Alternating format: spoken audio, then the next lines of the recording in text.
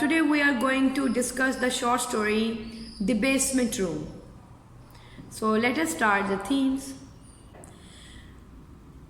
जी सबसे पहली चीज़ जो हमने ज़हन में रखनी है that the title the basement room. अब हम देखते हैं कि बेसमेंट रूम वो जगह थी जहाँ पे क्राइम सीन जो है, जहाँ पे हमें नज़र आ रहा है कि फाइनली उस बेसमेंट रूम में उसकी डेड बॉडी को लेके जाया गया और झूठ बोलने की कोशिश की गई. एक स्टोरी फॉल्स क्रिएट की मिस्टर बेन्स ने ताकि पुलिस जो है इसको एक एक्सीडेंट ही समझे. Undoubtedly that was an accident. Mister बेन्स की कोई ऐसी इंटेंशंस तो नहीं थी मिसेस बेन्स को बैनिस्टर से गिरा देने की, रेलिंग से गिरा देने की, लेकिन जो भी हुआ वो बता भी नहीं सकता था क्योंकि उनकी आपस की उस स्कफल के दौरान जब इस तरह से हुआ चीज़ तो जाहिर है इसको बाकायदा फिर इस पर लीगल एक्शन होना था.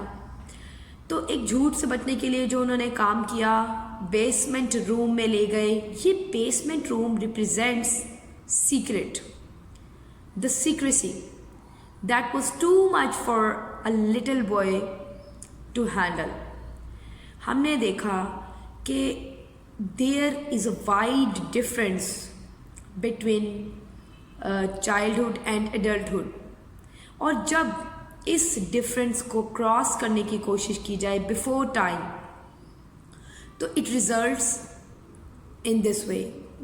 जिस तरह से हमने देखा मास्टर फिलिप की ज़िंदगी for ever and ever destroy हुई, इफेक्ट हुई. हमें ये पता चलता है जनाब के मिस्टर एंड मिसेस बेन्स, इन दोनों के सीक्रेट्स को हैंडल करना उसके बस की बात नहीं थी. Furthermore Mr. Baines, he is to be, blamed above all. He forgot that a child should be dealt with as a child. एक बच्चे के साथ उसी तरह बिहेव करें जैसा कि वो एक बच्चा है. गिव हिम एन इम्प्रेशन, उसको तासुर ज़रूर दें कि आप उसको एक ग्रॉन अप समझते हैं, but do not behave as if he is grown up. Mister Bains इस बात को नहीं समझ सके कि आखिरकार वो एक बच्चा है. उसके अंदर ये सेंस ऑफ फ्रीडम ज़रूर है. वो ज़रूर चाहता है कि he can exercise his on rights of freedom, he can do what ever pleases him. वो ये चाहता है. लेकिन क्या इसका ये मतलब है हर बच्चा ये चाहता है तो क्या हम अपनी एडल्टहुड की लाइफ, अपनी कैफियत, अपनी फीलिंग्स, अपनी थॉट्स, अपने पास्ट और प्रेजेंट की एक एक चीज़ क्या हमें बच्चों के सामने डिस्कस करनी चाहिए? हम बिफोर टाइम, हर चीज़ का एक वक्त होता है, हर एज की एक अपनी एक फैंटेसी, एक अपनी डिमांड, एक अपनी उसकी देखिए ना कुछ लिमिटेशंस होती हैं. तो बच्चे चाहते ज़रूर हैं कि वो बिहेव करें और उनको इस तरह से डील किया जाए जैसे कि वो ग्रॉन अप्स हैं, वो बहुत सेंसिबल्स हैं. लेकिन हमने देखा after all they are innocent, after all they are children. तो ये बड़ों पे जिम्मेदारी आती है कि आप अगले को ट्रीट ऐसे ज़रूर करें कि आपकी नज़र में वो बड़ा है, समझदार है, लेकिन उसे अपनी लाइफ में ड्रैग मत करें.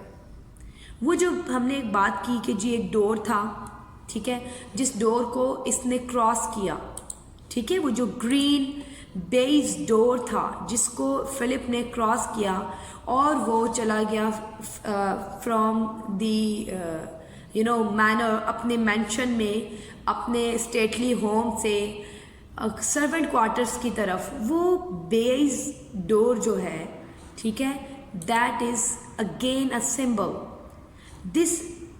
This door symbolizes a fine line between childhood and adulthood. The instant he crossed the door and entered into the grown-up's world, it was too difficult for him to handle. उसको जो nightmares आते वो क्यों आए? क्योंकि he knew that something wrong was going on and he had to keep silence. Mrs बेन्स के पूछने के बावजूद वो ना बताए तो उसे खौफ था, और जब उसने बता दिया, जबकि उसको मैकेनो सेट की ऑफ़र हुई, बच्चा था, आखिर ये देखें after all he was a child, और उसने वो बता भी दिया, राज था मिस्टर बेन्स का, कि जनाब वो एमी के साथ एक रेस्टोरेंट में बैठे हुए थे। तो देखिए ये बातें जो थी मिस्टर बेन्स ना समझ सका, उसको लगा कि बच्चा है मेरे साथ खुश है तो मैं इसको अपने सारे राज इससे शेयर कर सकता हूँ, अपने सीक्रेट्स, अपने दिल की बात कि I am not happy with Mrs बेन्स, वो डिक्टेटिव है, बॉसी है, उससे पहले की ज़िंदगी बड़ी अच्छी थी, बड़ी फ्रीडम थी। तो चूँकि लड़का फिलिप ऑलरेडी यही चाहता था वो बच्चा कि वो ग्रोन अप्स की कंपनी में रहे, उसको ग्रोन अप्स की तरह डील किया जाए, तो उसने तो मिस्टर बेन्स को पसंद करना था। He had a liking towards mister बेन्स, लेकिन with time he came to know that he was not meant for this adulthood, this world of grown-ups.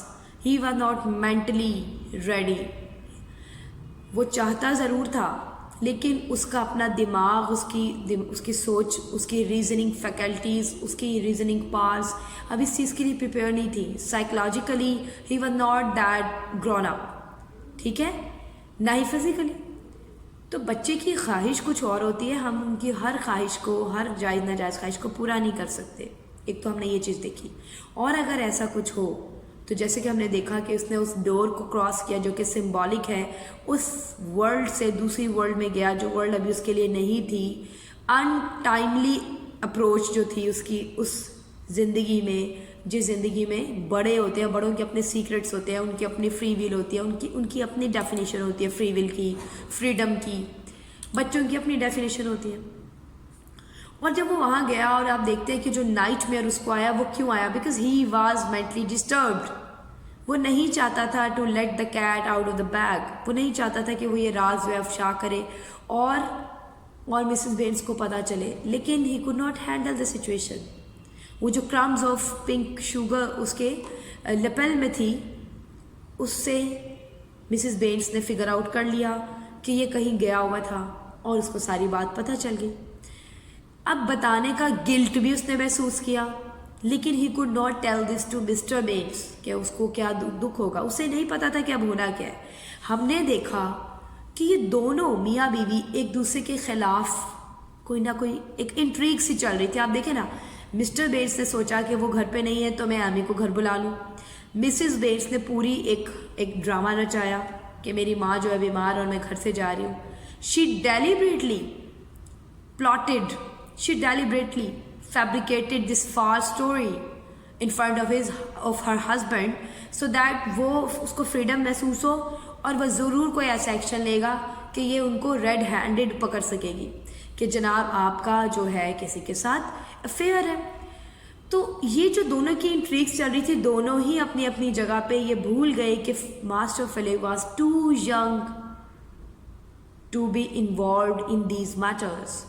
जब वो घर वापस आई तो she went straight to Philip's bed और उससे पूछा कि वो कहाँ है, और वो नाइटमेयर से जो उठ रहा है और सामने एक फिर से समझ एक again just like nightmare for him Mrs बेन्स खड़ी हुई है। तो ये देखें ये सारी सिचुएशंस और इस सारे वाक़े के बाद अल्टीमेटली जब पुलिस इन्वेस्टिगेट कर रही होती है, इंटेरोगेट कर रही होती है, तो हमने देखा मिस्टर बेन्स चाहता था कि फिलिप झूठ बोल दे, लेकिन he could not because he was fed up of this stage of life जो वो अनटाइमली फेस कर रहा था। As if he had learned, उसने ये सीख लिया, इन तमाम इवेंट्स ने उसको सिखाया 1-2 दिनों ने, कि बच्चा जो है उसकी अपनी फैंटेसी, उसकी अपनी एक आइडियलिस्टिक सी लाइफ, वो उसकी लाइफ की जो बर्डन हैं वो उसी को हैंडल करने के लिए बनाया गया है। अभी वो उस चीज़ के लिए मेंटली प्रिपेयर नहीं जहाँ पे ये लोग उसको ड्रैग करके ले गए। Too much secrecy, too much intrigues, plottings, lies, झूठ और फ्री विल के चक्कर में ये सारी चीज़ें जो थी ये उससे हैंडल ना की गई। अल्टीमेटली ही स्पोक अप, उसने हर बात बोल दी पुलिस के सामने, because he wanted to get rid of this world of secrets and all that. तो जनाब एट द एंड जब हमें नरेटर ये बताता है कि उसकी डेथ के मौके पे भी, at the time of his death after 60 years, number 1 he all through his life, इसके बाद वो कभी भी मैकेनोसेट उसने नहीं यूज़ किया, वो उसने कभी कोई क्रिएटिव वर्क नहीं किया. ही could not create anything, he could not build anything.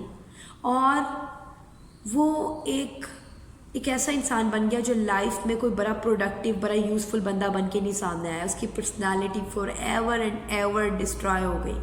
Psychologically he was destroyed, badly destroyed. उसकी साइकोलॉजी, उसकी साइकी बुरी तरह से मुतासिर हुई. यही वजह थी कि अपनी डेथ बेड पे भी he was like who is she, कौन है ये, कौन है. अब ये जो हु इज़ शी की बात आती है यहाँ पर, first of all it is about Amy. ठीक है, most of the critics would say and even I believe that he must be saying who is she. Amy कौन थी, क्योंकि उसको तो पता था कि वो तो भांजी है, नीस है. लेकिन एक नीस की वजह से एक ये सारे झूठ, ये सब चक्कर, ये गुस्सा, ये लड़ाई, हु इज़ शी. और आपको याद है कि मिसिस बेन्स भी यही चीज़ पूछेंगी, यही चीज़ इन्वेस्टिगेट करेंगी. उससे यही खौफ था उसके दिल में, who is she. So Mrs बेन्स के कैरेक्टर के थ्रू और मिस्टर बेन्स की गलतियों की वजह से उसकी जो नफ्सियाती तौर पे वो बहुत ज़्यादा, आप देखते हैं कि वो डिस्टर्ब हुआ. इतना डिस्टर्ब कि थ्रू आउट हिज लाइफ उसकी पर्सनैलिटी मुतासिर हुई. And he used to have nightmares and he was not able to be a creative person. He was a creative person, लेकिन मैकेनोसेट जो है वो सिम्बलाइज करता है उसकी क्रिएटिविटी को, जो for ever and ever disturb कर दी गई, डिस्ट्रॉय कर दी गई, डिस्टॉर्ट कर दी गई उसकी personality. Now he would never think of doing that thing again because it is attached with that day and the event of that day. उस दिन में होने वाले उस इवेंट की तरफ रेफर करती है, ये उसको रिकॉल कर देती है उस सारे वाक्य को. तो ये अब उससे बचना चाहता है. तो इस तरह उसकी ज़िंदगी डिस्टर्ब हुई, इसकी पर्सनैलिटी डिस्टर्ब हुई. तो इसके थीम्स क्वाइट ऑब्वियस हैं. आप देखें, थीम इसमें आया है सीक्रेसी. एक तो हमने देखा कि world of secrecy is not meant for children. We the grown ups should bear this in our mind कि we should not say anything, just anything in front of children, even if they want to be dealt with as grown-ups. हमें पता होना चाहिए कि वो grown-ups नहीं है. हमें ये मिस्टेक नहीं करना चाहिए. अपने बड़ों की बातें, गुस्सा, लड़ाई झगड़े, कोई भी पर्सनल बात, कोई भी बात बच्चों के सामने मत करें, सबसे बड़ी बात. अदरवाइज हम कहीं ना कहीं एवर लास्टिंग इफेक्ट, इम्प्रेशंस छोड़ देंगे उनके माइंडसेट पे, उनकी नफ्सियात पे, और उनकी पर्सनैलिटी ख़राब हो जाती है.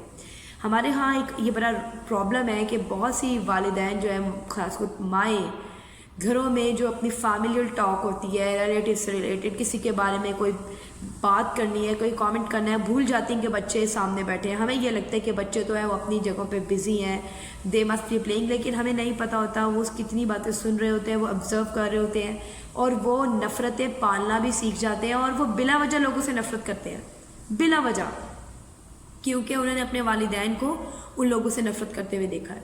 हम बाद में लतीफ़े बना लेते हैं, जनाब फुप्पो बहुत बुरी होती है, खाला बहुत बुरी होती हैं, फ़लाना ऐसा होता है, ताया जी ऐसे होते हैं, ताई ऐसे होती हैं. ये बच्चे ये लतीफ़े क्यों बनाते हैं? क्योंकि बड़ों से बचपन से सुनते हुए आ रहे होते हैं, तो नफ्सियाती तौर पे ये असर उनके ज़हन में चला जाता है. वो इस चीज़ से कासिर हो जाते हैं कि वो ख़ुद से किसी चीज़ को एनालाइज करें. दे आर अनएबल टू जज others by their ones, because उनकी ज़िंदगियों में ऑलरेडी एक इमेज क्रिएट कर दिया जाता है उनके पेरेंट्स की तरफ से. तो दैट इज़ हम अपने बच्चों को नेगेटिव कर देते हैं. बच्चों के सामने कभी कोई भी बात करते हुए पहले 1000 दफ़ा सोचे कि क्या ये उसकी एज के अकॉर्डिंग है. नंबर 2, हमने देखा कि बड़ों की अगर बात में आ जाए तो यहाँ हमें डिसेप्शन का भी थीम नज़र आ रहा है. ठीक है, डिसीव करने का थीम, इंट्रीग्स का थीम, कि इन चीज़ों को अल्टीमेटली हमने देखा मिसिस बेन्स ने क्या किया. शी प्लॉटेड, उसने अपनी तरफ से एक बाकायदा एक साजिश चली, उसने एक ड्रामा रचाया, लेकिन ultimately she became a prey, a victim to her own plot. Accidentally it was she who got killed. वो उसने कौन से मिस्टर बेन्स को मार देना था, उसको एम्बैरस करना था, उसको बताना था कि देखो यू आर एक्सपोज्ड. लेकिन हुआ क्या? वो कहते हैं ना, जब किसी के लिए गला खोदते हैं तो हम खुद भी उसमें गिर जाते हैं, है ना.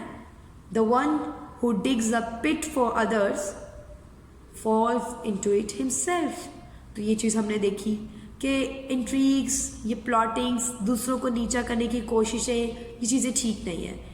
फिर हमने देखा कि हेल्दी रिलेशनशिप कितना ज़रूरी है। It should be a balanced relationship.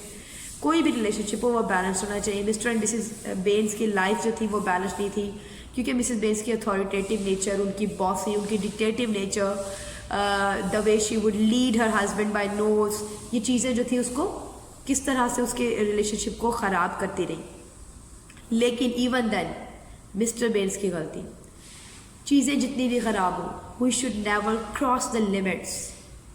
Once a decision is made, no matter what type of decision you took, you have to be constant about that, specially जब शादी हो जाती है। जो मैरिज का बॉन्ड है ये कोई मजाक नहीं है।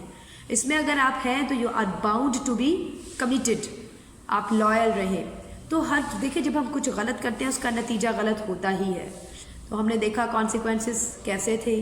All this things are to be kept in mind.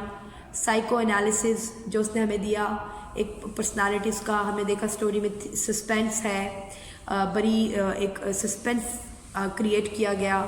Horror भी हमें महसूस हुआ। हमें पता चला कि चीज़ें जब बिफोर टाइम, किसी एज से पहले, यानी हर एज की अपनी एक डिमांड होती है, उससे पहले जब चीज़ें एक्सपोज होती हैं तो किस तरह पर्सनालिटीज़ डिस्ट्रॉयड होती हैं। हमारे चाइल्डहुड इवेंट्स हमारी ज़िंदगियों में फॉर एवर एंड एवर अपना असर छोड़ जाते हैं। So we have to be very careful, specially regarding the children beside us. Even अगर वो हमारे अपने बच्चे हैं या नहीं, वो किसी भी मतलब आपके रिलेटिव्स हैं, कोई मेड्स के बच्चे हैं, या कोई भी आपके अपने स्टूडेंट्स हैं, we have to be careful about whatever we say and we do in front of them. That's all.